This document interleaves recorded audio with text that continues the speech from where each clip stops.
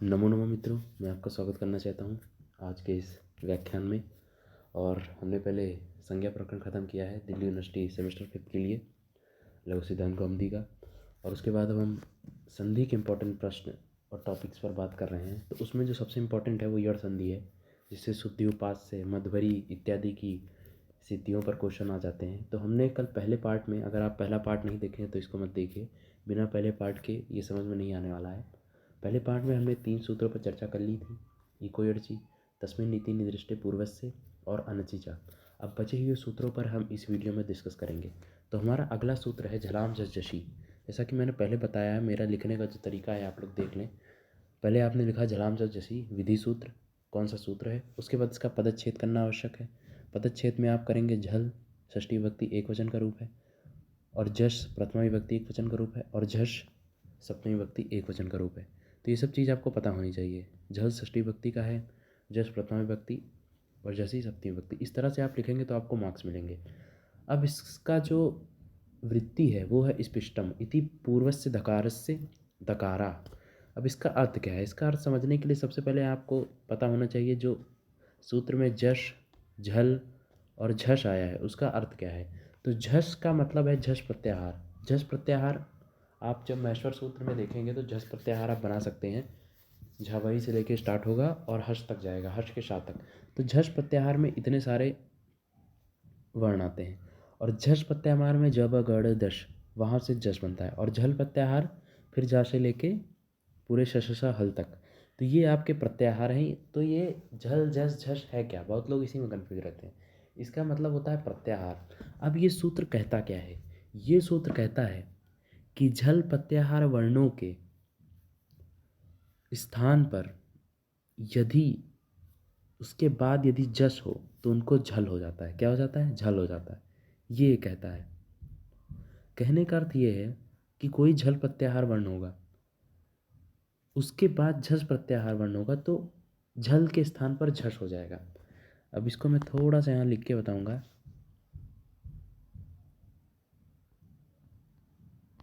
झल प्रत्याहार वर्ण होना चाहिए, उसके परे झस होना चाहिए। क्या होना चाहिए? झस प्रत्याहार वर्ण। तो झल के स्थान पर क्या हो जाएगा? जश। क्या हो जाएगा? जस प्रत्याहार। समझ गए? ये सूत्र कह रहा है कि झल प्रत्याहार वर्ण के परे अगर जस प्रत्याहार वर्ण होगा तो उस झल प्रत्याहार के वर्ण पर जश आदेश हो जाएगा। आप यहाँ देख सकते हैं, यहाँ ये लिखा है झल प्रत्याहार वर्ण के प्रथम द्वितीय तृतीय चतुर्थ। झल प्रत्याहार वर्ण के अंदर जो भी प्रत्याहार के वर्ण आते हैं वो प्रथम द्वितीय चतुर्थ वर्ण होते हैं। और शल प्रत्याहार मतलब शशा शशा हा के स्थान पर जस प्रत्याहार वर्ण हो जाता है। समझ गए? मतलब झल के अंदर ही शशा शशा या भी आता है। वही वो बता रहा है कि आप इतना समझ ले, झल प्रत्याहार वर्ण होंगे, उसके बाद अगर झल प्रत्याहार वर्ण का कोई भी वर्ण होगा तो झल के स्थान पर जस आदेश हो जाएगा। जस मतलब जब गढ़ दश। समझ गए? अब हम चलते हैं जो हम उदाहरण में फंसे हुए थे वहाँ देखते हैं। कल हमने धा को डबल कर दिया था, इसमें आ जाए तो हमने धा को डबल कर दिया था, यहाँ पर हम थे। अब इसके बाद बात ये आती है कि किसको क्या आदेश होगा। तो इसको आने के लिए हम यहाँ पर देखते हैं। अब आप एक बार ध्यान दीजिए यहाँ पे कौन सा वर्ण झल में है, कौन सा जश में है। अब अगर आप एक बार धा वर्ण को देखेंगे, किसको देखेंगे? धा वर्ण को अगर आप देखते हैं तो धा वर्ण और ये धा वर्ण। अब आप धा वर्ण किस वर्ण में आता है पहले इसको देखिए। तो अगर आप देखेंगे आपको क्या सूत्र घटाना है कि झल के बाद जश होना चाहिए। झल प्रत्याहार में धा आता है, ये देखिए आता है झल प्रत्याहार में, और जस प्रत्याहार में भी धा आता है। तो अगर आप इस जगह पर ध्यान दें, इस जगह पर अगर आप ध्यान दें तो ये पहला धा झल प्रत्याहार का वर्ण है और दूसरा झश है। तो झल और जश के परे पहले झल को मतलब पहले दा को क्या आदेश हो जाएगा? जश आदेश हो जाएगा। समझ गए ना आप? पहला वर्ण झल होना चाहिए, धा यहाँ पर झल में आता है झल प्रत्याहार में, मैंने आपको दिखाया। उसके बाद जस प्रत्याहार होने चाहिए, तो धा दूसरा झा भी जश प्रत्याहार में आता है। तो पहले झल यानी पहले धा के स्थान पर जश आदेश हो जाएगा। और जश के अंदर क्या आते हैं? जब गढ़ दश। अब यहाँ पर क्वेश्चन ये आता है कि किस जा को आदेश करें। तो आदेश करने के लिए मैंने आपको पहले भी एक सूत्र बता रखा है। क्या सूत्र बताया है? स्थान अंतरतमः। अब आप बताइए धा का स्थान क्या होता है? धा का उच्चारण स्थान क्या होता है? जाबा गढ़ धा। तो अगर आप देखेंगे तो धा के समान जो चरण स्थान मिलता है वो किसका मिलता है? दा का मिलता है। किसका मतलब? दा का, क्योंकि दोनों का उच्चारण स्थान दंत है। लीतु नशा नाम दंता, मैंने जब उच्चारण स्थान का वीडियो डाला था, आप पहले देख सकते हैं, मैंने एक टेबल बनाई थी, तो उसमें लीतु लसा नाम दंता में ताथा दादा नाम है, था भी आता है और दा भी आता है। तो धा और दा दोनों का जो सामान्य वर्ण है वो कौन सा है? दंत। इसीलिए उस धा के पहले धा के स्थान पर दा आदेश हो जाएगा। अब कई लोग सवाल पूछ सकते हैं कि भाई धा ही क्यों आदेश हुआ? जब गढ़ धा, इसके अंदर तो 5 वर्ण थे जब गढ़ धा। तो इसलिए क्योंकि वो उसका अति समीप्त वर्ण था, इसलिए धा का आदेश हमने किया। बाकी जा नहीं आता, बा नहीं आता, गा ये सब नहीं आते, इसलिए इनका आदेश नहीं हुआ। इसी को हम स्थानांतर तमहा कहते हैं कि आदेश उसके स्थान पर करेंगे, उस वर्ण का आदेश होगा जो अति समीप होगा। समझ गए? तो ये सूत्र आप समझ गए, जलाम जस शशि। उसके बाद अगला है संयोग अंतंत से लोपा सूत्र। विधि सूत्र है, संयोग षष्ठी विभक्ति है और लोपा जो है वो प्रथमा विभक्ति। संयोगन से षष्ठी विभक्ति, लोप प्रथमा विभक्ति। इसका अधिकार पदस्य से आता है। वृत्ति क्या है? संयोगत यत् पदंतम तदंत से लोप स्यात्, संयोगांत यद पदंत तदंत लोप स्यात्। मतलब संयोग का जो पद है उसके अंत का लोप होता है। अब संयोग क्या होता है भाई? अगर आप यहाँ पर देखोगे, जहाँ पे हम चल रहे हैं इस सिद्धि पे, तो इस सिद्धि में जो दा दा धा या है, ये तीनों संयोग वर्ण हैं। अब संयोग वर्ण क्या होते हैं? जब लगातार व्यंजन आए और उनके बीच में कोई भी वर्ण ना हो तो उसे संयोग करते हैं। यहाँ दा धा या, इनके बीच में कोई भी स्वर नहीं है, इसलिए संयोग है। अब ये कह रहा है जो संयोग में अंत पद है उसका लोप होगा। क्या होगा? उसका लोप होगा।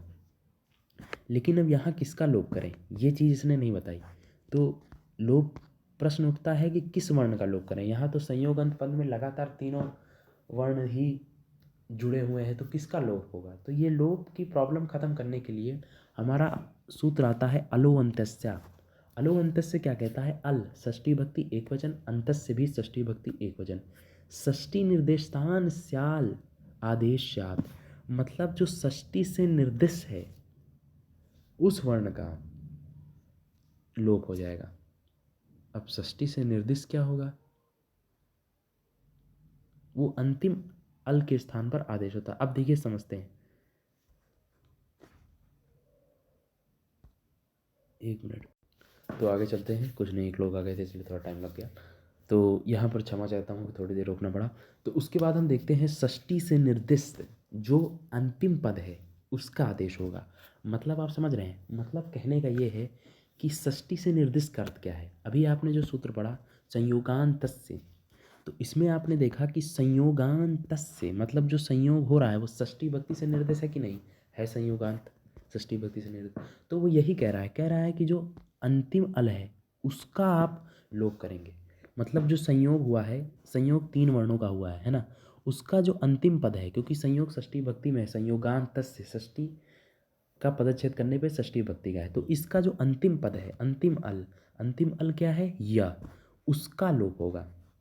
अंतिम अल का लोप होगा, मतलब हम कह सकते हैं या का लोप होगा। ये इतना सूत्र कहता है। षष्ठी वृत्त के द्वारा निर्दिष्ट जिस पद के स्थान पर आदेश प्राप्त होता है वो अंतिम अल वर्ण के स्थान पर होता है। मतलब जो अंतिम वर्ण है, अंतिम अल वर्ण है, उसके स्थान पर लोप प्राप्त होगा, यानी या का लोप हो जाएगा। अब जब या का लोप हो जाएगा तो हमारा जो सूत्र बनता है या हमारा जो पदच्छेद बनता है वो शुद्धि उपास्य बनता है। शुद्धि उपास्य मतलब ये वाला जिसमें या नहीं होता, ये पहला जो आप देख रहे हैं ये बनेगा। देख रहे हैं ना आप लोग ये। लेकिन इसी की जगह पर जहाँ पे या का लोप ना करें, भाई मान लीजिए हम या का लोप ना करते, तो उसके लिए एक वार्तिक आता है यणा प्रतिषेधो वाच्य, जो यदि लोप ना होने वाला अंतिम वर्ण या वा र ला हो, मतलब यण प्रत्याहार का हो। यण प्रत्याहार में कितने वर्ण आते हैं? 4, या वा र ला। यदि अंतिम वर्ण यण प्रत्याहार का आ जाए, मतलब या वा र ला में से कुछ आ जाए, तो उसका लोप नहीं होगा। और ये कौन कह रहा है? यणा प्रतिषेधो वाच्य, वार्तिक कह रहा है। वार्तिक क्या होता है? वार्तिक वो होता है जो सूत्र को रोक दे। मतलब वहाँ सूत्र लग रहा था, वो या का लोप कर रहा था, लेकिन ये आया या का लोप मना कर दिया। तो इस जस क्षेत्र में जब या का लोप नहीं होगा तो आप दोनों स्थिति देख सकते हैं। जहाँ पे या का लोप नहीं हो रहा है वहाँ पे ये सूत्र बन रहा है शुद्धि उपास्य, और जहाँ पे लोप हो जा रहा है वहाँ पे हमारा सूत्र शुद्धि उपास्य बन रहा है। तो इस तरह से शुद्धि उपास्य की सिद्धि समाप्त होती है भाइयों। आप लोग समझ गए होंगे, ये है। आप अच्छे से एक बार ये अणसंधि समझ लीजिए, समझ गए होंगे आप लोग। इतनी मुश्किल नहीं है, एक बार आप ये मेरे नोट्स रीड करेंगे तो आपको बहुत अच्छे से समझ में आ जाएगा। मतलब एग्ज़ाम टाइम के लिए नोट्स एकदम परफेक्ट है। आप मुझे मैसेज करिए, मैं आपको भेज दूंगा। अब इसके बाद हम कुछ एग्ज़ाम रिलेटेड क्वेश्चन बात कर लेते हैं। जैसे हमने इसकी सिद्धि सिद्धि करी, वैसे ही सेम सिद्धि मध्वरी की होती है। मध्वरी का अगर आप पदच्छेद करेंगे तो माँ अ धा व दे। अब अंतिम में क्या आ रहा है, पहला सूत्र घटाइए, ई को यणची। इक के स्थान पर, इक के परे यदि अच होगा तो यण आदेश हो जाएगा। यहाँ पे ऊ प्रत्यय, ऊ जो है ये इक वर्ण में आता है यू लिलिक में ऊ आता है। और उसके बाद जो आ है ये अच वाला वर्ण है। तो इसके स्थान पर, ऊ के स्थान पर यण आदेश हो जाएगा। अब यण आदेश कौन करेगा, तो उसके लिए भी एक सूत्र आता था कि भाई पहले को आदेश करें या दूसरे को। तो उसके लिए कौन सा सूत्र आता था, यणा तस्मिन् नीति निर्दिष्टे पूर्वस्य। क्या आता था, तस्मिन् नीति निर्दिष्टे पूर्वस्य। तो वो सूत्र कहता है कि जो सप्तमी से निर्देश है उसके पूर्व में आदेश होगा। अब सप्तमी से निर्देश क्या है, अच। अची जो है वो सप्तमी पदच्छेद करने पे सप्तमी भक्ति का होता है। तो अची से पहले वाले का हम आदेश करेंगे। तो पहले वाला क्या है, ऊ। ऊ के स्थान पर यावर वाला आदेश करना है। अब यावर वाला आदेश करने के लिए वही पुराना नियम, स्थानीय अंतरतमः लगाना पड़ेगा। स्थानीय अंतरतमः से ओष्ठ जो है, उकारस्ट वकारस से दंतोष्ठम, एक ये सूत्र है। तो उस सूत्रों से ऊ का जो सबसे सादिष्टतम आदेश होगा वो वाह है, क्योंकि ऊ का उच्चारण स्थान भी ओष्ठ है। और वकारस दंतोष्ठ सूत्र से वाह का भी उच्चारण स्थान ओष्ठ है। तो उसके स्थान पर क्या आदेश हो जाएगा, वाह। मतलब ऊ के स्थान पर आप देखिए वो आदेश हो जाएगा। ये देखिए मैंने यहाँ वो आदेश कर दिया, ठीक है। मध्वा इतना हो गया। अब अगला सूत्र हम घटाएंगे। अगला सूत्र क्या है, अनचीचा। कौन सा सूत्र है, अनचीचा। अनचीचा कहता है कि अगर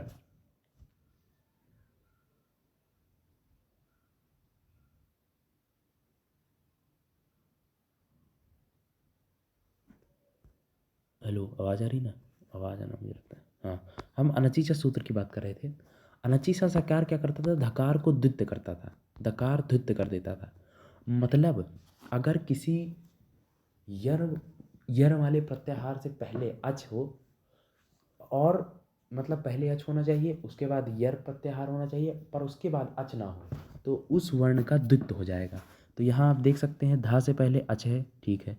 उसके बाद धा से पहले, अच से पहले क्या है, धा है, धा से पहले अच आता है।